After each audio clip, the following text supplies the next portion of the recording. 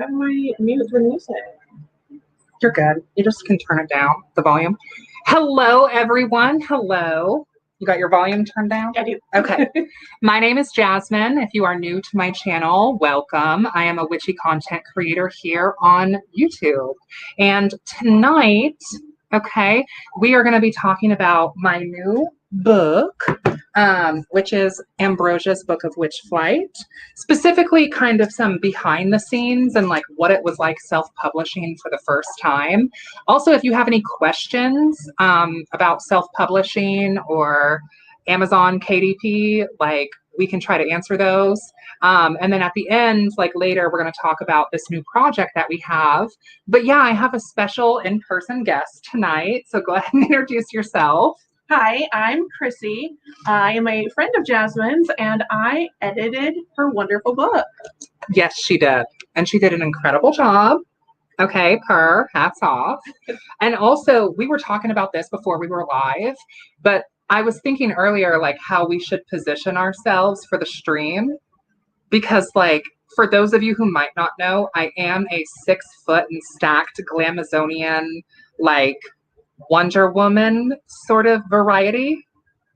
And I'm 5'4" and a little less stacked. So no, but like we're just like, I feel like you're not crazy short, but I feel like I dwarf you a little. Like maybe I sit back. I don't know. So anyways, we were talking about that before we started, but yeah, so okay, how do we start this off? Why don't you talk about how you got involved in this project? Which I will say too, we plan to do like a proper stream, like an interview with the editor. Well, not stream, but proper video. Okay. We're going to do that too. But in the meantime, we thought it would be fun to do this. Okay. So how did you get involved in Ambrosia's Book of Witchflight? I think you just asked me. You sent me this document on Google Docs, like, can you help me with this? and you know, we just talked about, you came upon an agreement basically, and it rolled from there. And we had talked before about you doing a different books possibility, and then this one you got it done, and you're like, okay, I'm ready. I'm going to do self-publishing, and so how do we make that happen? Right. And like get it ready for that, and we did. We wrote a 260-page book. And like a very short deadline. Yes. Too. So I remember because like we're friends in real life, obviously. Like Chrissy is here in real life, so we're friends in real life. But like we video chat because like I'm that annoying friend that like I will call you. I will FaceTime you. And I will call you multiple times a day, even sometimes. But that's how you know, like, I actually love you and I care about you. Yeah. Because I'm not a texter. I'm too busy. I can't just sit around and text. And so we were talking one day on FaceTime or whatever. And I was like, or you were talking about your writing group, or you were talking about writing something. And I that kind of sparked me because I was like, I'm writing something. And you had mentioned about it. And so I was like, so what would you think about maybe looking at my writing and maybe editing some stuff? And I remember you being like, okay, raise hell, praise Dale. And you looked at my work. And then I was like, I really feel like I need like an editor, like, because I was like kind of like self-conscious about self-publishing, like, and I feel like we're going to talk about that probably on this stream too. But like, I was like, I don't know, I was nervous. You had your moments for sure. I was nervous about doing this. Yeah. So I sent you the almost finished manuscript in like June. I would say June. And I would say June, possibly end of May, June. But you had, I would say, at least 3/4 of it done. You went back in and were adding some stuff. Now, when you sent it to me, there was no spirit codex. There were no recipes, like all the good bits at the end. So it was, but you had most of the actual meat of the book written. And you were freaking out a little bit because you're like, this is 60 pages. I don't have a book here. How am I going to get to 100 pages? Yeah. And I remember, we were later on, at one point, because we cut some stuff out and we lost some pages to formatting. But at one point, the book was 290 pages. So yeah, we went from struggling, or Jasmine thinking she was struggling to have a 100-page book to, oh my gosh, this thing is 300 pages. Yeah, because I remember thinking, like, how am I ever going to, like, have a whole book written? Like, because I wanted it, to really include a lot of diary entries. Like, I wanted this book to feel personal, and I had felt like there's a lot of books out there already about like astral projection and like astral travel and like sort of more like just kind of like beginner tips, but there's not a lot of books out there about like, okay, so we've astral projected and then what? Right. And I think some of that is because, like myself, I think a lot of practitioners are nervous to like write about that UPG because like it's really coming from the heart. You know what I mean? And it's like, it's also something very personal that you're sharing with like just anybody. And that's scary. Yep. So what was your perception of Witchflight like prior to, I didn't know a lot about it beforehand. And so I do know a lot more about it now, but it's still, I don't want to say it's still kind of like an unknown subject, because I obviously know quite a bit. I read that book forward and backwards and inside and out. Multiple times. Yes. But I am, like, my own practice is much more casual than Jasmine's. But because of that, I was able to blend a different type of audience to the book. Like, there were certain things where I was like, what is this? But I asked Jasmine, like, okay, what's your intention here? Like, is this aimed towards people like me that might not know this? Should you explain this more, or do you want to leave it as is because your target audience is more advanced people? So I was able to provide her that kind of like middle ground of who the target was, who was reading this book. And I don't know if I really have like an intended audience. Like, I feel like Witchflight in general, like some people might feel like is kind of like an advanced, in finger quotes, aspect of the like witchcraft, like astral projection, ripping your spirit from your body, traveling to other worlds, maybe, but like I didn't necessarily intend for like the book to be like exclusively for advanced or beginner practitioners.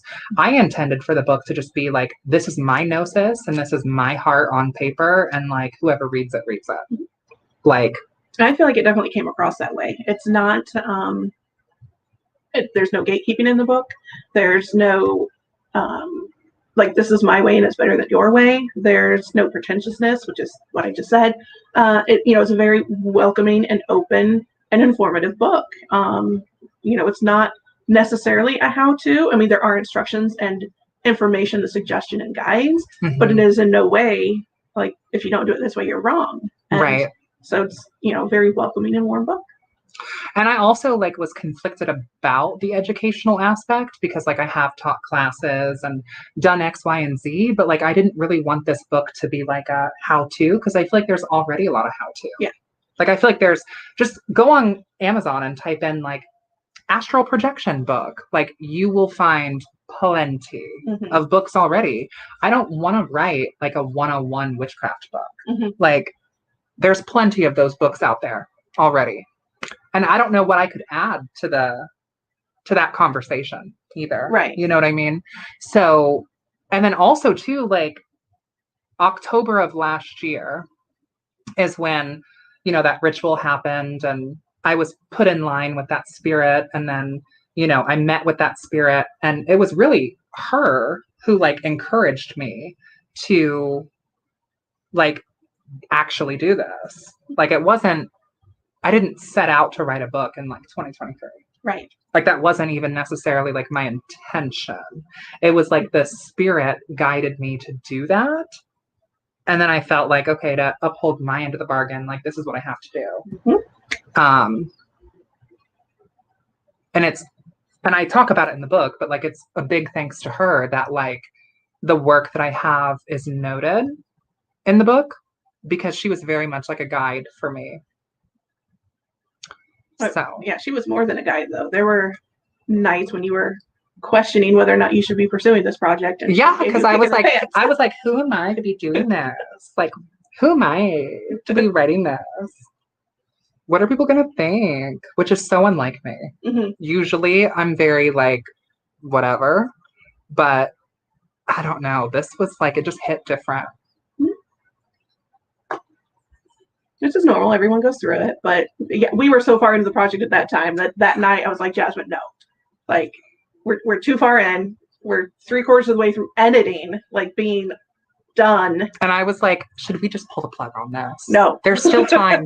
There's still time for us to just pull the plug on this. Priestess and Rez says, to be honest, I never had a beginner time. Lucifer literally yanked me neck deep into my path, so my basics are different from most books. Okay, there you go. Hey, Nicole. Yeah, I mean, self-publishing, I think is like, if you've never done it before, now I feel a lot more comfortable, like, because I've been through this process. But prior to, I was like, I don't know what the next step is. And then we would get to that next step and we would figure it out. And then it's like, okay, now what's the next step? You know? And like, I'm just a very neurotic type A anxious person to begin with. And I'm very productivity driven. Like, so if there's something for me to do, like, I'm going to stay up all night long and get it done. Mm-hmm. But then it's like, hurry up and wait. Right. You know? And that was hard. That was hard. Mm-hmm. Yeah, we definitely had to do it in steps. We had to get like the size of the book, figure out what the printing margins were, because we had our margins and then gutter margins. And, you know, there's just a lot of weird things to figure out, but also figure out what we could control. Mm-hmm. And, you know, and for formatting purposes and things like that. And we're also like, we used a lot of software that was like free, which mm-hmm. comes with some hangups, right? Because you don't have all the bells and whistles. But I wanted to like really make this book for myself as affordable as possible. I, you know, really tried to avoid putting a bunch of money into it because I really wanted to like put my soul into it. And I feel like the more money sometimes that gets poured into it, the more commercial it kind of becomes. Yeah. And the less heart is really in it. And then also because of that, because we did cut some corners and like, you know, we used affordable software, like I feel like I'm able to like market the book at a cheaper price. Mm-hmm. Because this is a full color book. Mm-hmm. With a lot of illustrations and images. A lot. Like over 100. Mm-hmm. So yeah, and that was big for me too. Like if I put this work out there, like it needs to be affordable. Mm-hmm. You know, in the Indie Witches Book Club, we normally pick books that are $25 or $20 or less. Mm-hmm. Hi, Rob. Thank you for joining. The Bone Whisperer says, Jasmine, this work is amazing. I've devoured it and I'm rereading it again. This personal gnosis and your type of teaching truly flows. Thank you for this work. Thank you. Thank you, Hex. Nicole says, I self-published with Balbo Publishing in 2021. We used KDP for this book. And yeah, big, huh? I would definitely say the process was easy. Yeah, KDP was intuitive, I would say, but clunky at the same time. Once we figured out to upload a PDF, because they would change and move things around if we were uploading it as a PDF, it was much better. Yeah. If you're going to do KDP, you have to upload the manuscript as a PDF. Because we were uploading it as a doc, which, to be fair, KDP says you can submit a doc and not a PDF. Yeah, but we were having all kinds of problems with that. And I mean, Amazon has its own problems. But for being print on demand, like you've been very happy with it. Yeah. So I'm happy with it. Mm-hmm. Like, I just never really thought that this would even be like in my hand. I know. And like tangible. Like, so it's still just like weird, you know? Mm-hmm. Like, it just, this is real. What the fuck? That's crazy. Hex says, all thanks to Victoria Maria, period. Priestess and Red. Self-publishing sounds so intimidating. I'll be honest, it is intimidating. Like, I have this bad habit where I think I can just do everything myself. So, like, if something happens, I'm like, I think I can watch a YouTube video and figure it out. And, like, I quickly learned that, like, I could not do this myself.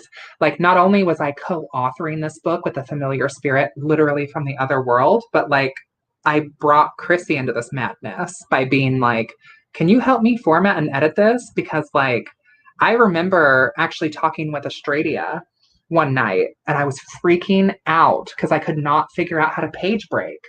Yeah. And so I just stopped page breaking because I was literally giving myself a migraine over it. And then I formatted like 80 pages or something. Mm-hmm. Like, and then you came in, you know, when you were coming in to edit and you were like, oh, so we just need to put in page breaks. And I was like, what? And you were like, yeah. And I'm like, so this formatting I just did for 3 hours is like, not it. And that was soul crushing.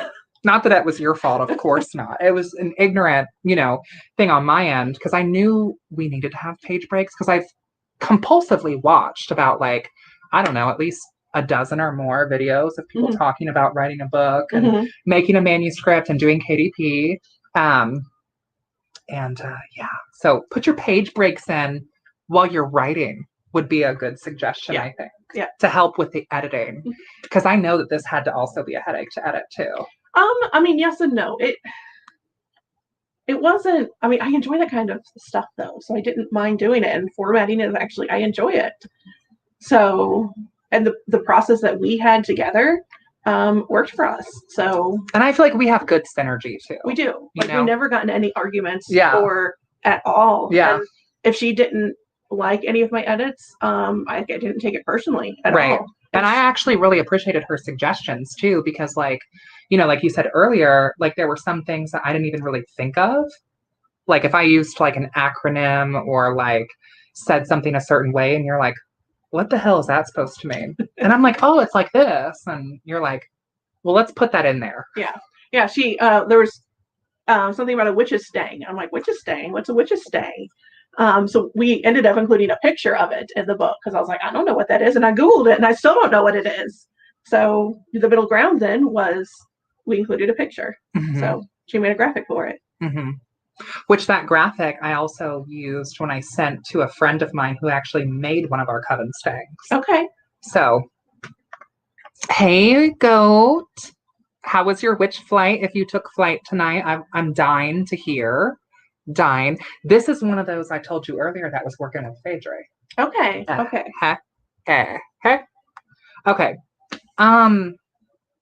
Yeah. How did we meet? We could talk about that. Okay.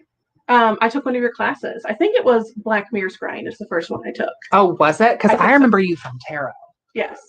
I remember you from tarot. Yeah, Black Mirror Scrying had a lot of people. I think tarot is when you came up to me. Yes. So okay. during tarot class. Well, what did you think of the Black Mirror workshop? It was great. Period. Yes. It was a lot of people, but it was great. So after the first tarot class, Jasmine uses her laptop to project onto the screen and with the class notes and what have you. And as she was doing that, little thing popped up and World of Warcraft was updating. So after class, I walked up to her and I was like, do you play World of Warcraft? And she's like, yeah, I do. Yeah, my eyes lit up because like all of my like OG friends that used to play with me back in the day, like they don't play anymore. Right. Like they graduated college or like they have kids or like fancy careers or they're just not gamers anymore. Right. And World of Warcraft is a game where if you are a gamer, you're putting 6 to 8 to 12 hours, 14 hours even sometimes. So. And then we asked the important question, like, are you Horde or Alliance? And we were both Horde, which was very important. Now it matters a little less, but it matters to us. Okay? It matters to us because we're old school players too. And then the pandemic happened and we basically played World of Warcraft for like 3 months. Literally. Battle for Azeroth. Yeah. Yeah. And we did Lucid Nightmare. Yes. That was truly a lucid nightmare. And we really bonded over that. We did. So. So Priestess in Red. So when you publish through KDP, the books are actually print on demand. Print on demand meaning like when you purchase one, a book is made and then sent to you, which is a big reason why I wanted to go that route, because I feel like it makes things more economical and also kind of more environmentally friendly too, because you're not publishing books that aren't being purchased, which granted, like I could buy author copies, and I have, because like I have people that are interested in signed copies. I can buy author copies and I could purchase 50 books, but like I don't really want to have 50 books just like sitting in a box collecting dust around my house, because as you know, when I was publishing this, I really did not think that like we've had 57 sales. Wow. And it's the first month. Like I did not even think that that was going to be a thing. Like I was like, okay, we're going to sell like a dozen copies too. Right. Like I didn't think that we were going to sell 57. So I wasn't really planning on ordering any books because I wasn't even sure if anyone was even going to read my work. Outside of like a close group of friends. Right. Like to support you. To support me. Yeah. And you also specifically did not want to have to buy books and ship them. Yeah. Like for your first time, you're like, no. Yeah. Like I don't want to have to go to the post office, and like, I don't know, there's something about the post office that bothers me. I can't explain it. It's like an energy thing. It's the same issue I have with Walmart. As soon as I get into the parking lot, my blood pressure will raise like 10 points. I get that. And I'm just nervous. I have no reason to be. I just don't like being there. Like, and I would probably have to have an emotional support human with me. And like maybe when I actually go to the post office to send these author copies off, maybe I need to take someone with me. Because for some reason, if I have someone with me, I no longer can be anxious because now they're anxious. You know what I mean? Rob says, you don't see so much Black Mirror scrying, not on TikTok, LOL, old school G's. 100% old school G's. I think that Black Mirror scrying is very much slept on. And I think it's a very like witchy, like trad witchy, and also affordable way of creating your own divination tool. I mean, you can literally, I know some people are, you know, you got to have an obsidian concave or convex mirror blessed and this and that. But you can also get you a picture frame, spray paint one side of the glass black, put a cute little petition and prayer behind it, put some herbs and salt in it, bless it with some oil in your own unholy name, and you can still scry into that. I mean, people scry into clouds or fire. A lot of people start scrying into candles or bonfires before they even like utter the word witch out of their own mouth. Like it's a natural human instinct, I think. But I have we have a whole chapter in the book about Black mirrors. Very specifically, yes. Mirror jumping. And a ritual, the mirror jumping ritual. Specifically for using the mirror as like a flight tool. Okay, let's look at these comments. Animist, I'm glad that you caught us live.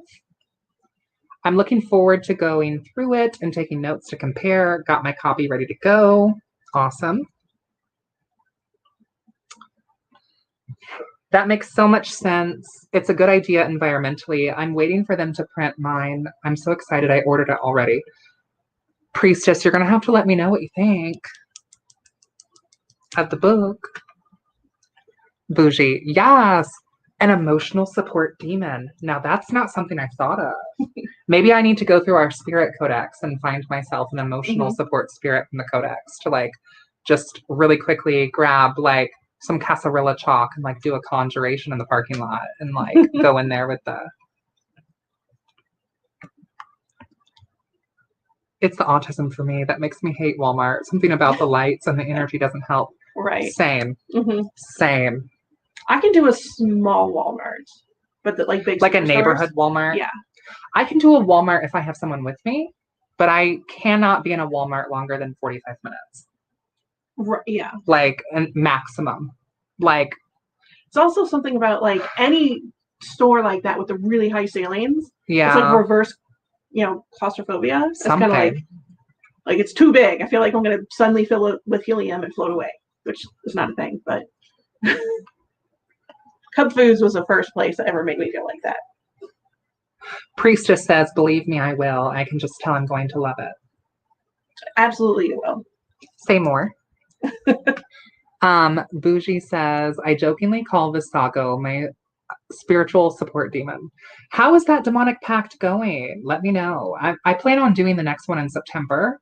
And I think kind of maybe taking us into our next sort of bit of the stream, the next project announcement. Sure, let's do it. So, okay, two things. I have a stream coming up for Daughters of Cain where I'm going to talk more specifics about the actual contents of the book. So like tonight is more about like self-publishing and like having my editor here and like her sharing her experience. But like specifics about what's in the book for those of you who already have it, I'm happy to answer those questions on the 28th when we have our Daughters of Cain. Tonight, like I said, it's about editing, it's about behind the scenes, it's about self-publishing, and then we also have this announcement. So I remember when we were editing this book, and you were like, I think you have a second book in this book. Mm-hmm. Do you want to make a second book from this book? And I was like, like, love the way that sounds. Yes, but no, but yes. And you were like, okay.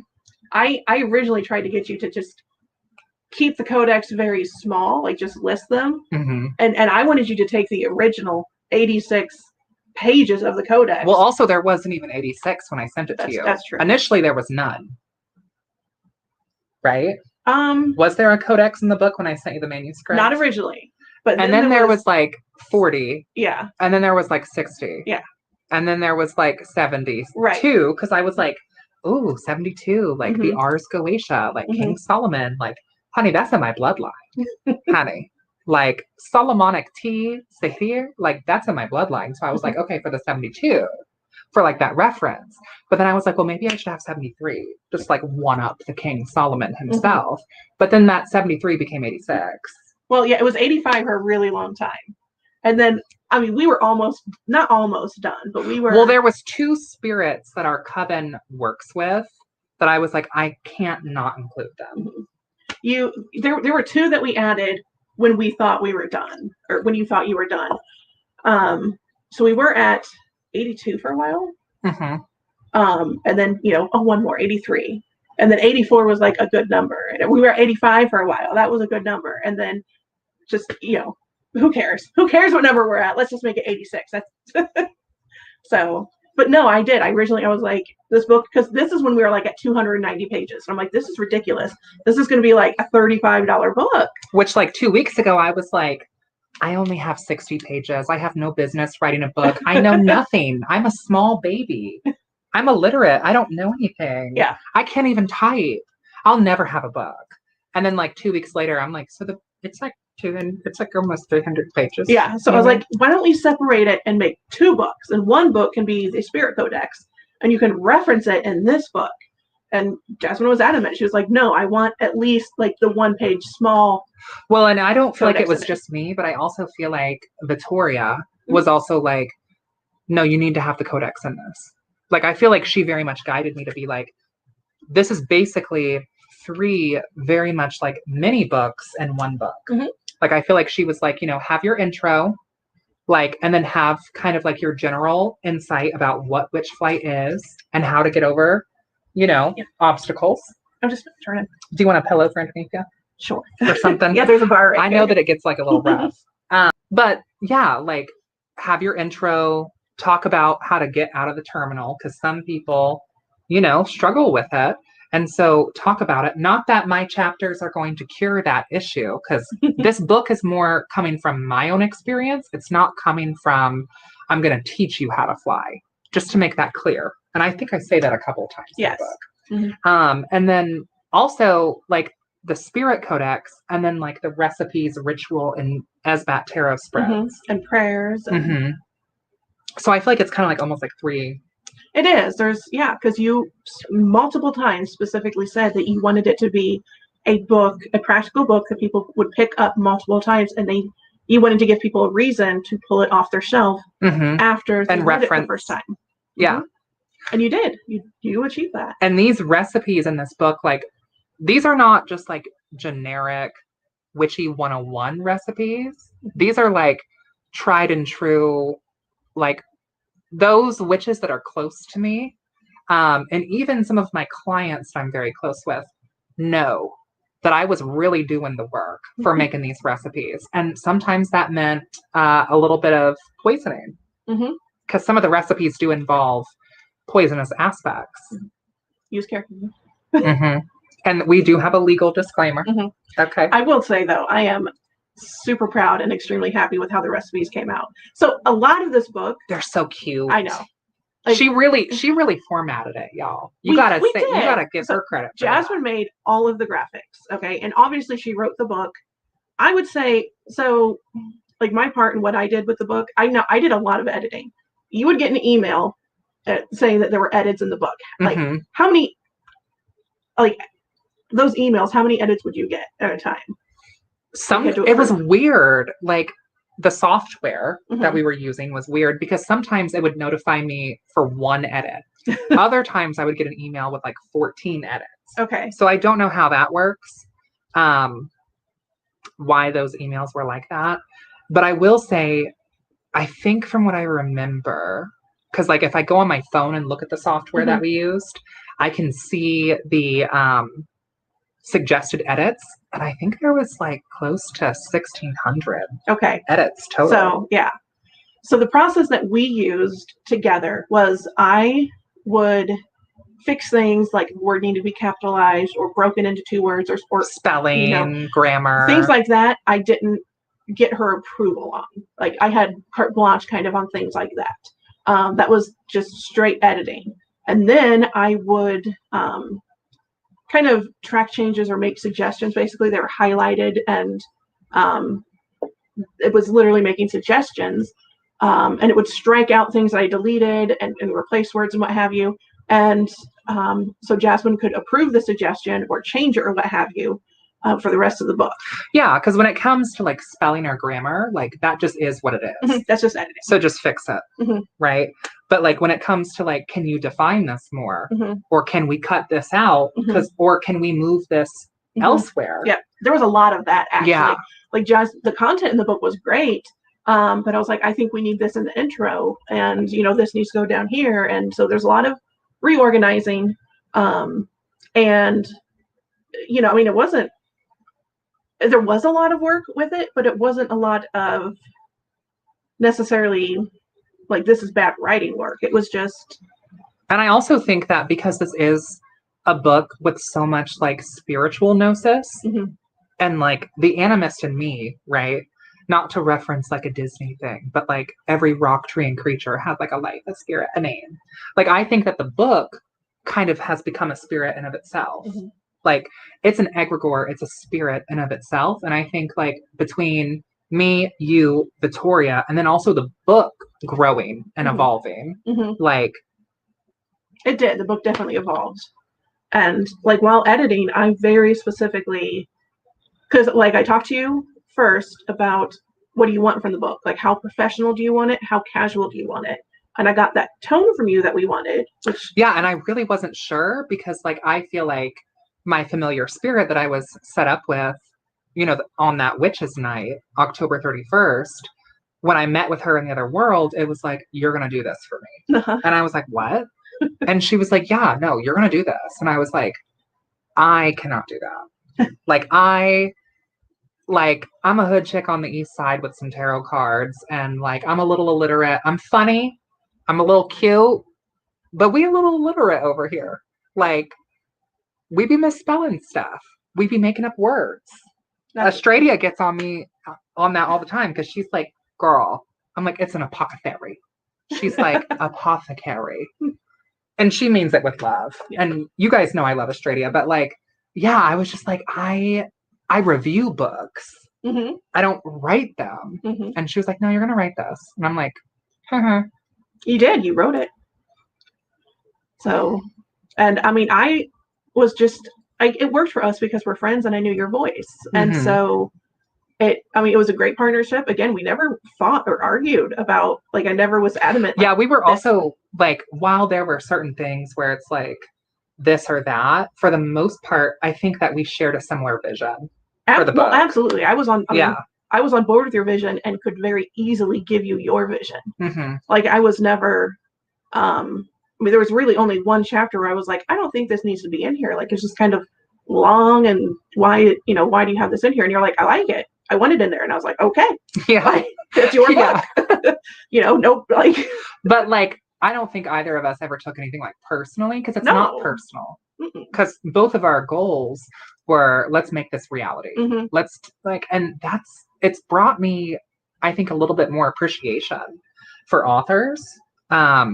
Because like, I feel like I've seen the behind the scenes of what some of my favorite authors have gone through. Right. Because like, I'm sure that like some of the authors that I like probably felt this way when they were like, doing their book. Mm-hmm.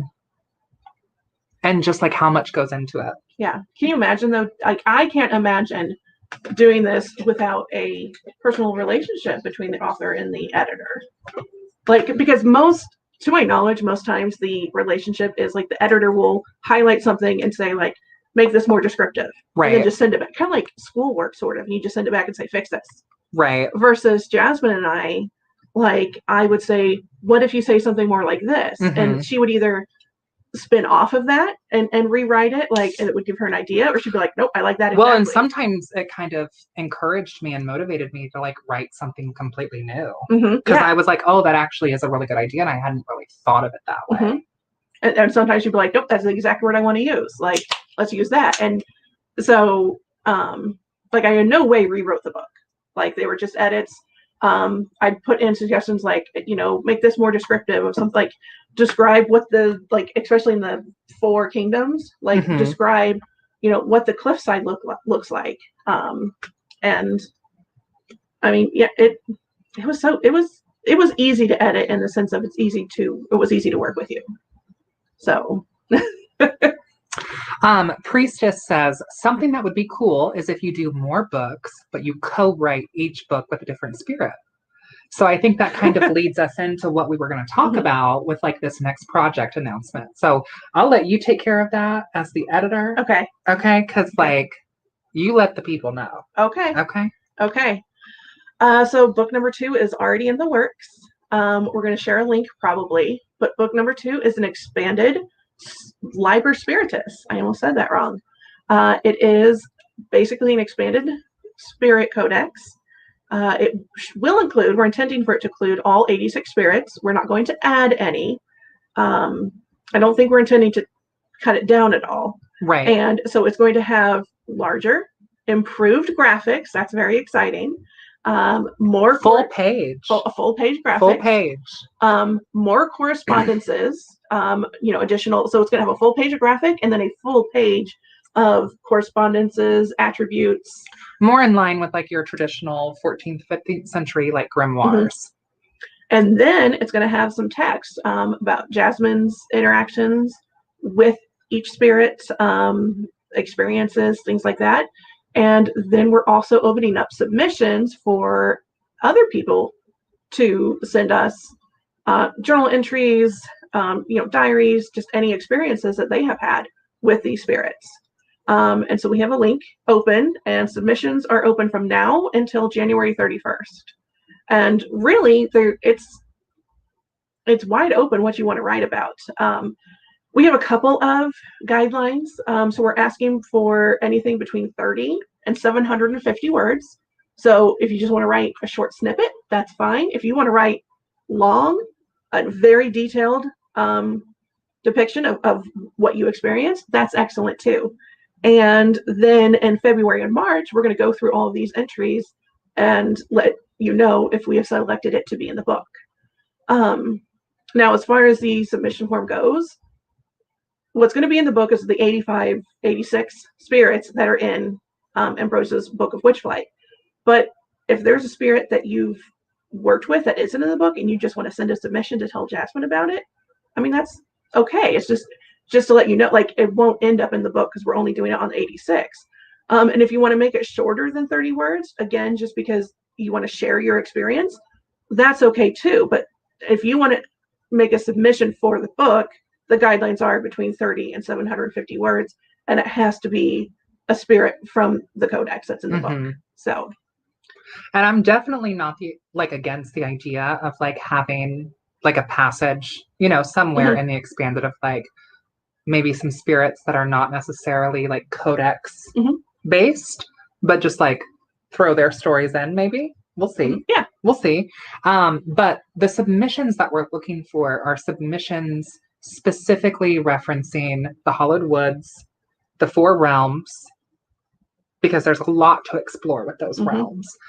Because I mostly focused on like the kingdoms, not necessarily the entirety of the realms. And even like in the book, especially with like Asalia, there's like the Asalia Harbor, there's like the Killian Ring, there's like the Asalia Deeps. So there's like 3 different places there that are referenced that like I think could be expanded on a lot more. And same with Grydell. Like we have the kingdom, but we also have the wilds. And then we also have the tunnels underground.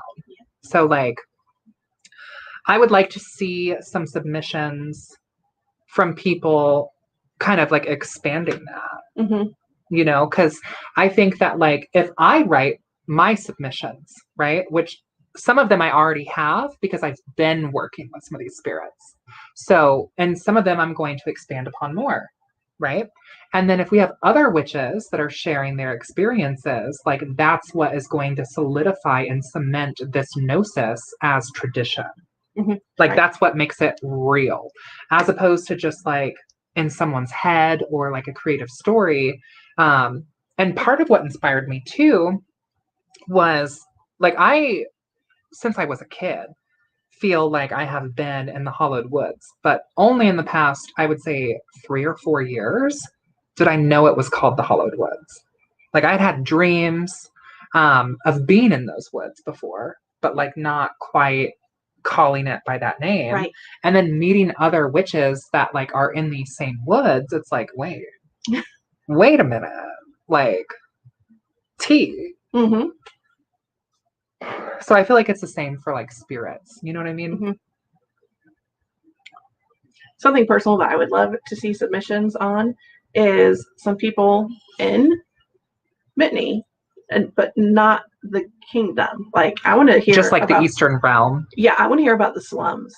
I want to hear about the not shiny and glittery and gold portions of the Eastern kingdom or Eastern realm. Yeah. So, because I mean, that they're exploiting their workers. Absolutely. You've got to. And so I want to hear what it's like for them. Hi, Kendra. Thank you for joining. Divatron 5000, period. Yes, ma'am. Priestess, I'm so excited. So it's like a portable altar. I don't know what she means. Portable altar. I mean, the book, Witchflight is portable. Theoretically, you can take flight from anywhere, but like, and I talk about this in the book, but like, you want to make sure that you're in a safe, comfortable space. I know that like, I have had clients before try to take part in Witchflight and like they're doing it like from their car on their lunch break. And like, maybe that's not the best time to like try to rip your spirit from your body because like you're on a deadline and your subconscious brain is going to be like, okay, I've got to go back and clock in 20 minutes. That's not going to help you, So as far as like a portable altar, I don't know if I would call the book a portable altar, but there are definitely numerous altars. And there's one specifically I talk about in the Owl Woman chapter in the other world that you can access through ripping your spirit from your body and traveling other worlds. Death and Six, hello from Greece. Love Greece, period. Animus, the lower wilds are a common place for people to wander. Lots of inspiring spirits there. Tell us about it, Animist. Absolutely. Like, send in a submission. Animist, like, they are a phenomenal writer. They really are. And I see your comments on the channel, and I try to respond to them when I can. But just know that, like, if I don't respond to them, it doesn't mean I haven't seen it. And I really appreciate it because, like, Their comments are great. So I'm going to go ahead and throw the, let me put it down here. I'm going to throw the... I can pin it too if you put it in there. Okay. Not me typing with one finger. My phone turned sideways, so... Okay. Nope. Like it has imagery and everything that an altar tends to use, like in a hotel. You can open the book and use it to connect with spirits through the image. Yeah, definitely. And I will say too that like some of these images are kind of graphic. So just so you know. Okay. That should, does it link to anything? It might take a minute for it to like actually show up in the chat. Did you comment from YouTube or Facebook? YouTube. It might just take a minute. Maybe there's like a little bit of a delay.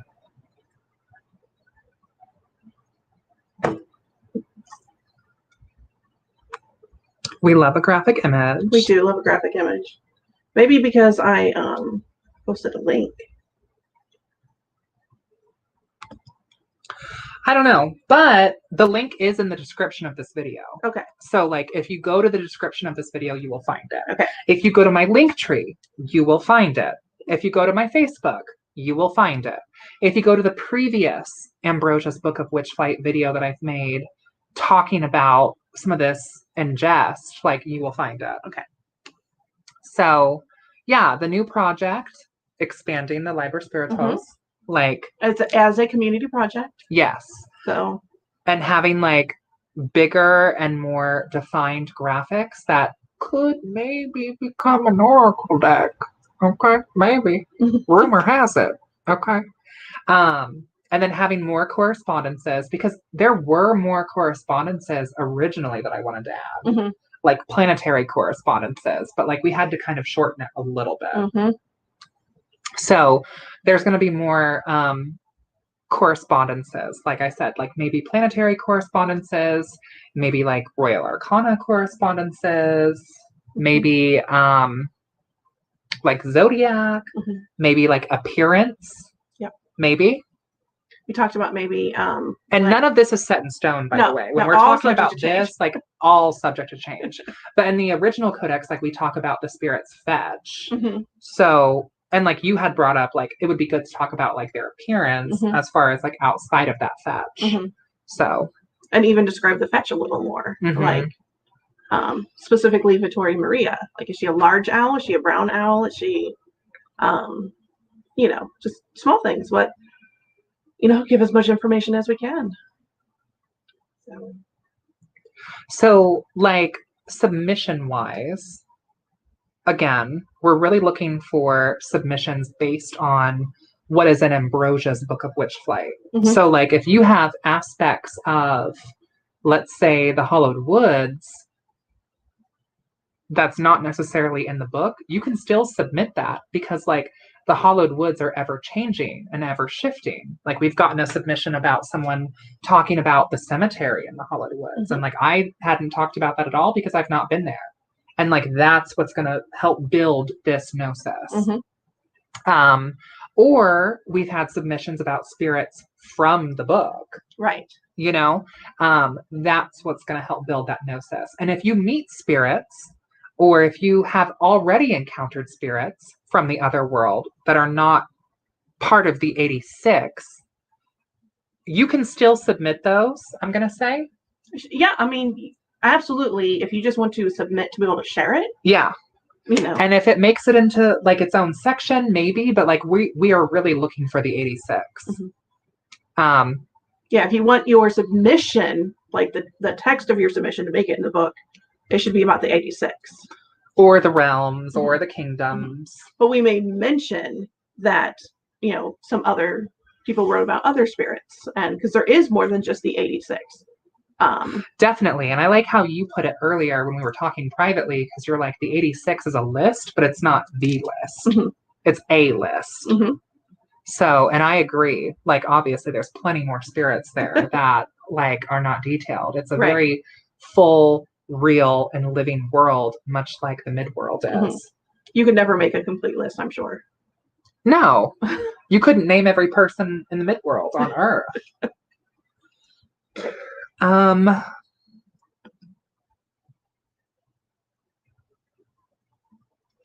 gonna say maybe on that still. It has to be a yes for the deck. Don't tease me. You know I have to tease a little. And also, like, we're just not there yet, you know? But maybe. It's also, there's no such thing as KDP Oracle deck printing. There isn't. So. Anything you create and sell, best believe I'm going to buy it. Oh my God. Yeah. So we talked about the next project. We talked about self-publishing. And if you guys have questions about self-publishing, like, now is the time to ask those questions, because like I know that some of you have DM'd me asking like, girl, how did you do this? And like, this is the video for that.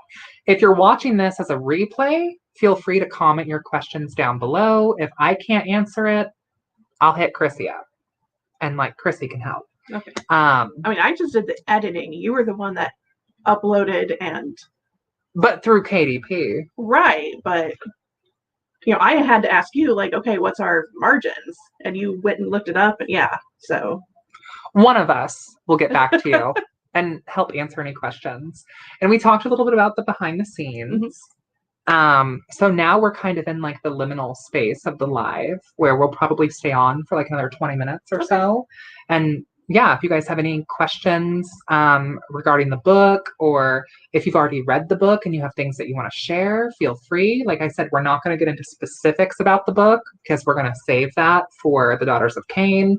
But yeah. I'm going to be honest, I was too nervous to ask, so I'm glad that you did this live. I'm glad that you're here, Bougie. Facts. The 86 sound like an astral club, period. Do you have any like kind of closing thoughts about this? Like about the book, about editing it, about like your experience editing it? Like, I don't know. I mean, it was definitely a pleasure and I was honored to work on it. And like, so I don't want to downplay how much work I put into it because it was a lot. You did a lot of work. But like I did that work because Jasmine was my friend and I wanted to help her create what she had a vision for. And so like, again, I was honored to work on this with her. And I'm very proud of the work that we did. And, you know, it's absolutely her book and her words. I just helped her to be able to make that come true and, you know, get the book in her hands. So, and I'm very pleased with the turnout, with the final product. So I am too. And I was so nervous about it. Like, I remember the night when you hit, like, it's done, it's published. You like, I had to. Yeah. I had to just hit it because I was like, we have to be done. Like, I cannot do this anymore. Like, and once it's published, right? And so I was like, okay, so I can't talk myself out of doing this. Because like, once I hit publish, it's out there. And the next morning you're like, oh my gosh, Priestess says, we stand supportive friends. And okay, so just like as we're talking, if you guys have questions, ask them. If you guys, you know, have gnosis about the book, feel free to leave it, you know, down below. In the meantime, while we're still live, Chrissy, out of the 4 realms, without going into too much detail. Okay. Out of the 4 realms, which one would you say is, where would you rate them in order as far as like where you would recommend going or where you feel like you've been, or like what's your top realm and what's your bottom realm? Who's the top and who's the bottom? Okay. And who's in the in-between? See, that's completely different for recommending versus like where I would go. Okay, also we have to take the Hollowed Woods out because I feel like the Hollowed Woods is neutral. Right. So that really can't be number 1 or number 4. So where I would go, the first place I would go is Dakar. And I will say this, what we're going to talk about now, if you've read the book or if you read the book, you will understand it. Okay, this is a hidden mystery. Yeah. Okay. So first place I would probably go is Dakar. Second is, it depends. Okay, it depends. If I want to enjoy myself, I would say Asalia. But if I want to, do a little tomfoolery and mischief, I would go to Mitney and, be a thorn in people's side or a pebble in their shoe, if you will. And then Grydell would be last. Not for any reason like to put it last. But Grydell's a vibe for sure. But I'm a fire sign. Like, it's just not a priority. Yeah. I get it. So now, as in recommending, I would actually do it almost in the reverse order. I would definitely recommend Grydell, because Grydell is, just steady, and now it can be a little wild, but just earth, steady, consistent, and a great place to start. And then I would do Asalia, Mitney, Dakar. So. Priestess says, tomfoolery? Well, I know the first place I'm going. And Trisha says, ooh, have you considered drawing out mini maps of the different realms that you have included? Just a thought. So I think we talked about this earlier today or another day. Mm-hmm. I kind of have a map of like a bird's eye view of the other world in the book, because we do have like the Hollowed Woods and then like the 4 realms and the towers and the dragons. But like, I think that's the most map-wise is in the book. But I think it would be so cool to like do that map thing, especially because like what we were talking about earlier with like Asalia, there's like the Asalia Harbor, there's like Asalia as in the Queendom, there's the Asalia Deeps, like way, way out and below. And there's the Asalia, the Harbor, the Queendom, the Deeps, the Ring. The Killian Ring, and like that could be a map. Oh, and another thing I just thought of. So, like, we're nerds, and so like we had talked about like how maybe even though this is a very like spiritual sort of book, it's very real and tangible, and in our practice as witches, as hedge witches, as trad witches. But like there could be people who play like D&D who like maybe use the codex to like pull spirits into their game. And like I love that idea. I think that's so cool. That's one of the first things I said when I saw the codex, was because of all the information Jasmine had in there about the spirits and the graphics that she made. Because like real quick, let's give it to Jasmine for all the graphics that she made herself to put in this book. Thank you. Like I'm still blown away every time I see these graphics. So my personal favorite graphic is Slythe, I believe is her name. Or maybe Moriana Slythe. Yeah, I may pronounce it incorrectly, but that is hands down my favorite graphic. Like I don't know what it is about it, but now Mama May is also iconic. Everybody has to love Mama May. Yes. She is the mother. Yeah. But just looking at the codex, I'm like, I foresee some people, like some dungeon masters, buying this just to use the codex to, because that's a lot of work that they don't have to do then. This is 86 enemies, spirits, bosses, whatever, that they don't. Oh my God, could you imagine like raid bosses of like the 86? Like what would Mama May's like attack be? I feel like she would be like a Jigglypuff in a way, but I also could see her as like a barbarian. Right. Well, to like catch you off guard. The boar with the butterfly wings would do, she have a pet, right? Yeah. So yeah.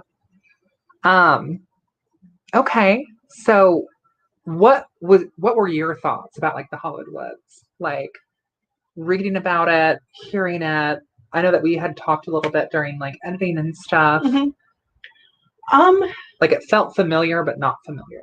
It did. I mean, it does seem very familiar. Like, so I say this respectfully because there's probably a better word that I could use. I don't want to say like simple and basic, but it just feels normal and kind of like everyday to me. Because I grew up in Brown County, and so like Brown County, Indiana. Yes, and so woods are just kind of it's the normal. little Appalachia, really. Kind of, yeah. They call it the Little Smokies. Yep.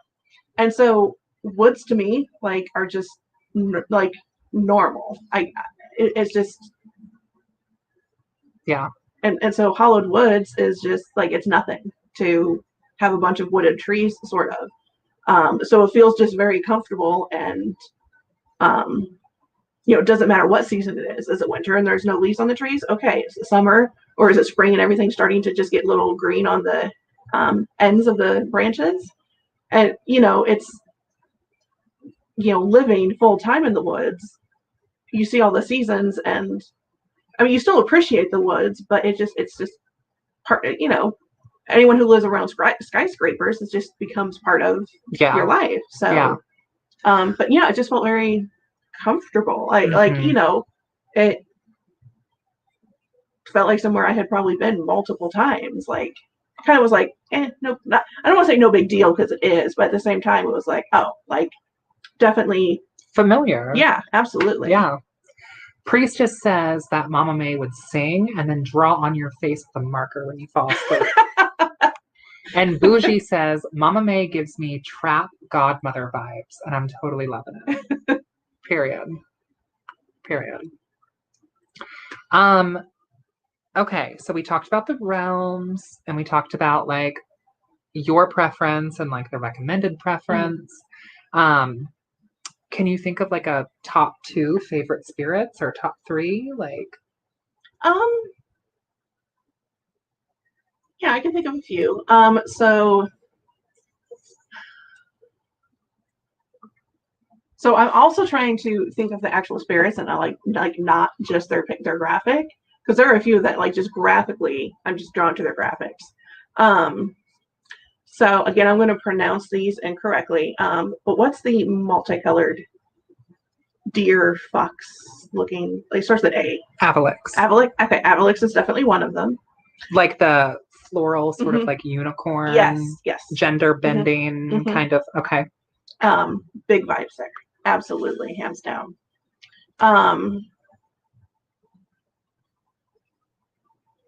And so there are 86 of them, and you just remember them off the top of your head, even though I edited that and read it backwards and forward multiple times. I mean, a little bit of Venic. Honey. Venic is the lion, right? Yeah. Okay. Yeah, Venic is like the lion. Agoro is like the bull. Lai is like the wolf. I definitely think between those 3, I would say Venic. Venic? Yeah. I'm going Agoro. Okay. I mean, Venic lie very close, but I think based on the actual attributes, Venic. Yeah, lie's close, but I think Venic. And then you like Munayal. You talked about her. I did. I feel like she is going to be my guide. When I do successfully complete a Witchflight, because I've not been able to do a Witchflight on purpose. I've had a few like via dreams. I've just not been able to do one by disassociating, or just ripping my spirit from my body. And we talk about that in the book too. Yeah, like the different types of Witchflights. And some of the recipes are to help actually trigger the flight. So I do feel like Stelisandra is. Oh yeah, you talked about her. Probably number 3. Stelisandra, Venic, and who was the other one? Avalix. You guys can pronounce these names however you want too.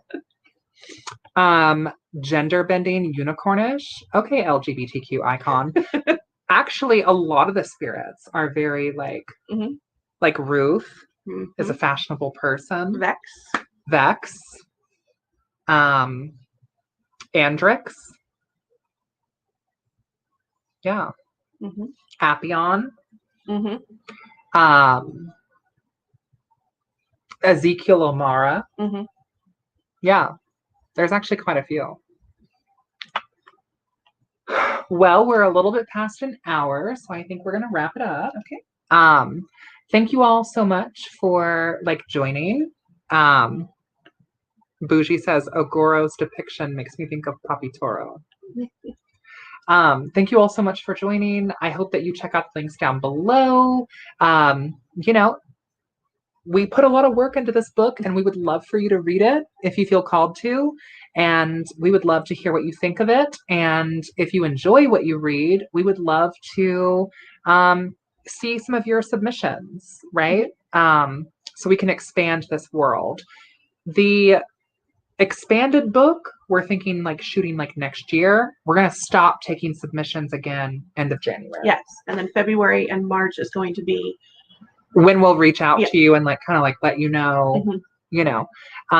So yeah, check out those links down below. They're all in the description. And yeah, I think that's it. So thank you all for joining. And if you're watching the replay, thank you for joining. And until next time, blessed be, and we will see you in hell.